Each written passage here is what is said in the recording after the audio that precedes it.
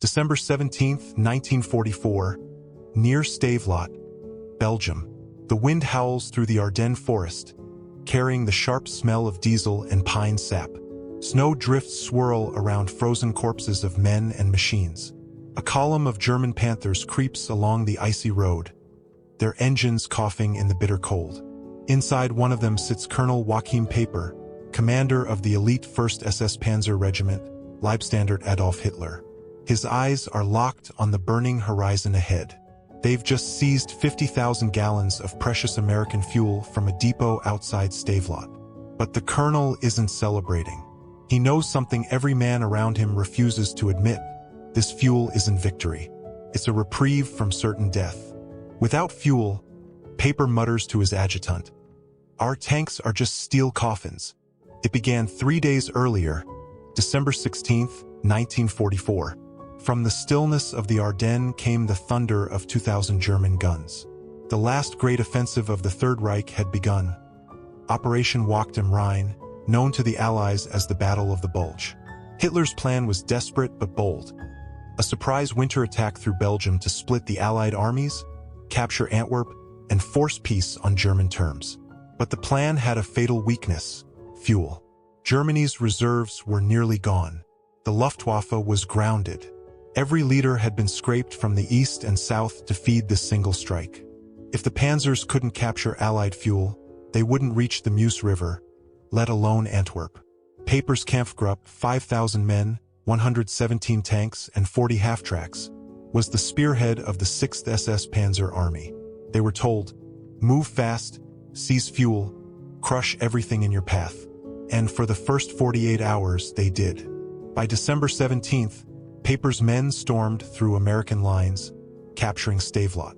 There, they found what they were ordered to hunt: a vast American fuel dump, 50,000 gallons of gasoline, stacked in metal drums. Men cheered. Mechanics worked frantically, siphoning and filling jerrycans. For the first time in days, the tank's engines roared at full strength. But their joy was short-lived. When they tried to move west, the roads were choked with refugees, wrecks, and destroyed bridges. Allied engineers had blown crossings ahead of them, and fuel trucks couldn't keep up. Within hours, Peiper's spearhead became an isolated dagger. Deep in enemy territory, surrounded and running dry again. Allied commanders realized something critical.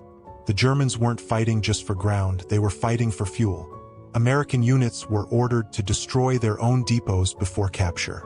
In town after town, vast lakes of gasoline were set ablaze. Columns of black smoke rose above the snow, a signal to Peiper that the Americans would rather burn their resources than let him advance another mile. Meanwhile, the skies cleared. By December 23rd, the U.S. Army Air Forces unleashed hundreds of thunderbolts and typhoons on the German columns. Every movement in daylight meant certain destruction. Fuel convoys couldn't move. Tanks stalled. Engines froze. Peiper's men were now stranded, 100 miles short of their goal.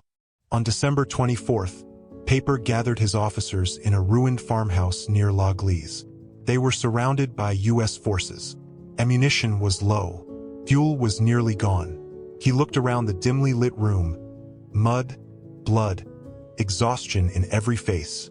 Maps lay scattered on the table. Red arrows pointed forward, but they no longer meant anything. "Gentlemen," Peiper said quietly, "we are not advancing to Antwerp. We are fighting to survive." That night, he ordered the destruction of all remaining vehicles. Tanks, half-tracks, trucks, anything that couldn't move. Flames lit up the frozen fields as Germany's best armor burned in the snow. The next morning, Peiper and 800 men slipped into the woods on foot.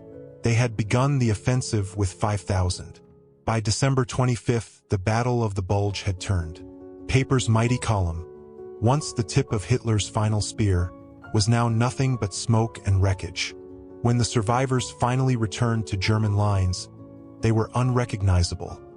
Frostbitten, starving, silent. They brought back no victory, no captured city, only a lesson.